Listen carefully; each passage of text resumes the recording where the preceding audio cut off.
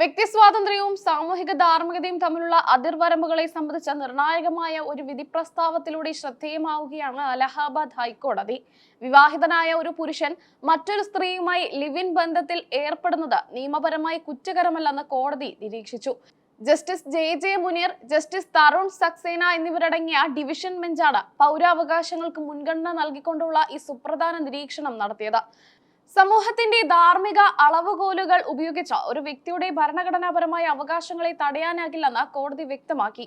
നിയമവും സാമൂഹിക ധാർമ്മികതയും രണ്ട് വ്യത്യസ്ത തലങ്ങളിലാണെന്ന് ചൂണ്ടിക്കാട്ടിയ കോടതി, പരസ്പര സമ്മതത്തോടെ പ്രായപൂർത്തിയായ രണ്ട് വ്യക്തികൾ ഒരുമിച്ച് ജീവിക്കാൻ തീരുമാനിച്ചാൽ അതിൽ ഇടപെടാൻ മറ്റാർക്കും അവകാശമില്ലെന്ന് ആവർത്തിച്ചു. വ്യക്തിപരമായ തീരുമാനങ്ങളെ ധാർമ്മികതയുടെ പേരിൽ ചോദ്യം ചെയ്യുന്നത് പൗരാവകാശ ലംഘനമാണെന്ന് ബെഞ്ച് നിരീക്ഷിച്ചു.